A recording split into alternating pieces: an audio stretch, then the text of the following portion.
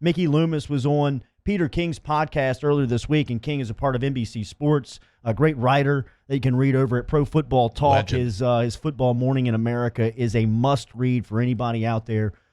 This is pretty cool to be able to catch up with him on this Friday morning. He's kind enough to stop here on Off the Bench, ESPN, Baton Rouge, New Orleans, and Alexandria. Thank you for the time. Good morning, sir. Good morning, guys. How are you? Doing good. Very well. So I guess we'll start with the obvious question that everybody's stopping by. How has this affected your day in, day out life with kind of the new normal right now with COVID-19? Well, I live in Brooklyn, New York. I'm kind of in the belly of the beast. But my situation in Brooklyn is that I live in an apartment building.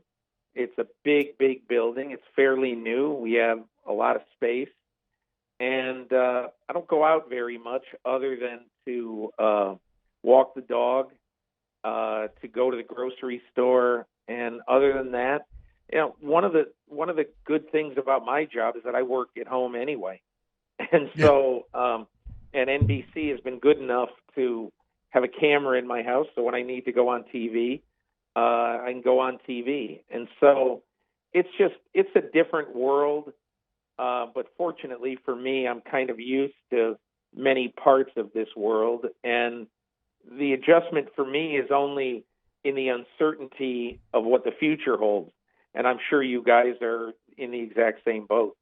Yeah, and that uncertainty is threatening what could be one of the most interesting football seasons ever when you look at this free agency period. And that's what I want to dive into now with you, Peter, is NFL free agency. And I was thinking about this because if anyone has any insight into an element that we might be missing in this DeAndre Hopkins trade, it has to be you. Is there, have you landed on any sort of justification for the decision that the Texans and Bill O'Brien made?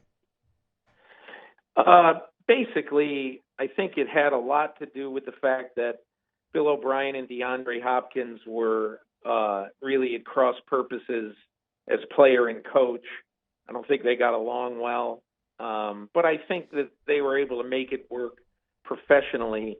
And I think the biggest thing is that DeAndre Hopkins made it known that for him to play football, for him to continue to play football, he was going to need a new contract. Now, is that accurate, inaccurate?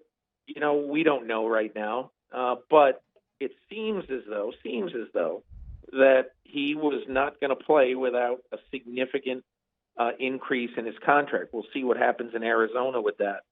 But do you want a 28-year-old receiver?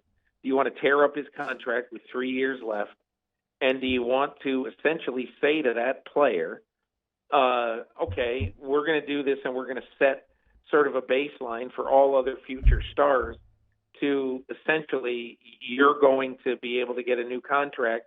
And even though the one you signed 2 years ago was top of market, we're going to rip this up and keep you top of market. Now, maybe you say, hey, for some players you do that. Yeah. But I think that's a hard way to run a franchise if you sign somebody to a lengthy contract and 2 or so years into it, you tear it up and you give them a $10 million a year raise. Talking to Peter King here on Off the Bench, 104.5, 104.3, 94.7 ESPN. Peter, what is the market right now for Cam Newton and Jameis Winston? When do you expect somebody to sign them?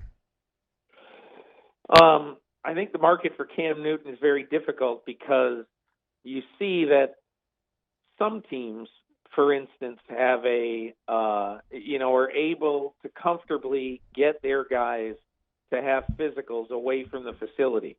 The Buccaneers, for instance, had a guy who's done a bunch of surgeries on their players in the past, who their team doctors were very familiar with, and he was in New York City. And Tom Brady obviously lives in New York City. So this doctor is able to get his hands on Tom Brady, and they trust him. They trust his opinion. And so they say, okay, there's nothing wrong with him. Plus, Brady had shown no signs of anything being wrong with him. Same with the Baltimore Ravens, Calais Campbell, for instance. They get Calais Campbell, basically, and he lives in Scottsdale. and Calais Campbell is able to have a physical with a doctor out in Arizona who the Baltimore Ravens trust a lot. And he passed with this doctor, so they made the contract official. But I think that is the most difficult thing, because with Cam Newton, it's not like Cam Newton has had 2 major injuries since he last was a very good football player in the first half of 2018. Yeah. He's had shoulder surgery and he's had a foot injury. So are you going to basically say, okay, Cam, we'll give you a 4-year, $100 million contract with a doctor who isn't our doctor, and without the ability to do all the kind of physical homework that we want to do? Are you going to trust that? That's the biggest problem, I think, right now with Cam Newton. This might be an impossible question to answer, Peter, but you mentioned Calais Campbell. Michael Brockers also signing with the Ravens. However, the physical went the opposite direction, right? I mean, it didn't pass. Is that because of the kind of odd times that we are currently in, where they're not able to use it? Like, if there was no pandemic right now, people aren't having to stay at home, do you think that would have been different for Brockers, or is the ankle just that bad? I don't know the Brockers story in particular. I just saw this morning, I think it was Ian Rappaport reported it. So I have to think that, they make the announcement, or I don't even know if that was one of the ones that the team announced, but clearly, Brockers had agreed to terms with them. Yeah. So you agree to terms with a guy, and then after that, essentially, you find out that he's got some issues with his ankles. So I don't know if that happened in the neutral, with the neutral physician, or if something else came up. That's something that I'm going to be looking into today. Peter, yesterday Drew Brees made a great philanthropic donation to Louisiana, talking about feeding 10,000 people per day, and with a huge donation, and he's coming back for a season. What do you see in his window with the 2-year contract that he signed with the Saints? Just my gut feeling, and all I have is a gut feeling, but my gut feeling is he's going to play one more year. I think there is no question that Drew gave very serious thought to retiring. I think right at the end of the season, he was more inclined to retire. As January went on, he was more inclined to retire than he was to play in 2020. But, and that's why you don't make a decision like that hastily. He thought about it for a while, and he said, hey, let's give it one more shot. This is just my gut feeling, guys, but I think this is more of a 2-year contract that's probably going to end up being 1 year with some cap hit in the second year. And, clearly, I think mentally, and you never know what's going to happen. You never know, because Brees could be phenomenal, and he could want to play again in 2021. I don't know. You don't know. We just don't know. But my gut feeling is that when you give a first-round tender on your backup quarterback, you were trying to say, hey, look, we're going to pay this guy a significant amount this year for this year, and then we intend on opening day 2021 to have Taysom Hill be our starting quarterback. But again, Bill Parcells said something a long time ago. They don't sell insurance for this kind of stuff. And that's what this is. You don't know what's going to happen.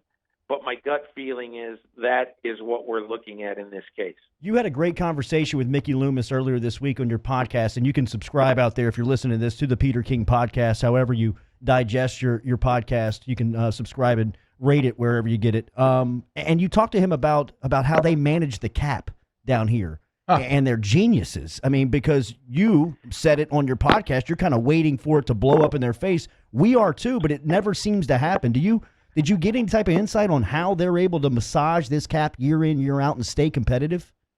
You know what, I can tell you this, both from my conversation with Loomis and from knowing their organization. They have tremendous trust in Jeff Ireland as well, who does a great job both scouting and planning for them. And Sean Payton also understands that we have to have a continuum here. This is not a 1 or 2 year deal. We have to have the kind of continuum here that we have to look at 2024 as much as we're looking at 2020. And so I think they always manage it knowing that some of these contracts are going to blow up. And I also think that they have gotten the reputation in the agent business. More than one agent has told me, he said, look, you'll get paid by the Saints, but don't go to them with 2 years left and say, hey, we need to make this adjustment. We need to do this. If it can be team friendly, I think the team might do it. But otherwise, I think if you sign a contract, there is an expectation that you are going to have to live by that contract. Talking to Peter King here on Off the Bench. Speaking of the Saints, Peter, selfishly, why I need this football season to happen is the NFC South looks incredible, right? Brady versus Brees twice a year with all these weapons. Here locally, you have the LSU Wunderkind Joe Brady going to Carolina, and then Teddy Bridgewater, another Louisiana adopted son, going to Carolina. Like, it just and then there's the Falcons, who all Saints fans hate. It just looks so exciting. What are you expecting out of the South this season? I mean, it's an utterly fantastic. Every week there's going to be a great storyline. I mean, just imagine, unless somebody gets hurt, there's going to be 2 duels between Tom Brady and Drew Brees. I mean, that's enough to open up the time capsule and just put both of these games in that, so that in the off season, when you're really missing football, you just turn that on to watch those 2 games. I mean, it'll be tremendous.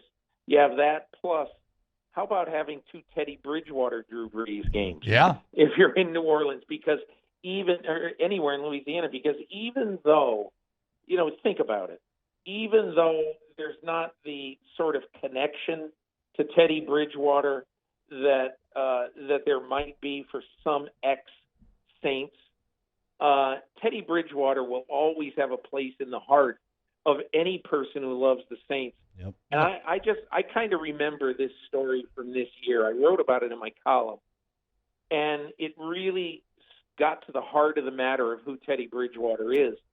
Drew Brees is lost in L.A. with the hand injury, and who knows how long he's going to be out, at least a month. You just don't know, but he's going to be out for a while. The Saints go to work out in Seattle for the week prior to playing the Seattle Seahawks. And so what does Teddy Bridgewater do? He has every member of the offensive team either on Monday or Tuesday night at a restaurant in Seattle. They got a private room, and Teddy Bridgewater, has everybody on the offense go to this dinner. And he stands up basically and he says, listen, I am not Drew Brees. I can't do what Drew Brees does, but I'm Teddy Bridgewater, and you're going to get the best out of me for as long as I'm going to play. And that really went over great with the guys on his team. It isn't that they didn't know him. They all knew him, but they saw him now in a different role than he had been in. And so I think that in that locker room, in that coaching staff, in that front office, in that ownership group, and obviously in the fan base, there's going to be a lot of affection. He kept the New Orleans season afloat, while Drew Brees rehabbed. Peter King of NBC Sports, author of Football Morning in America, also the author of the Peter King podcast. You can find him on Twitter at Peter_King. This is a highlight of our show. Stay healthy up in New York. Thank you for the time this morning. Hey, really appreciate being on with you guys. Thank you. Yes, sir. Thank you.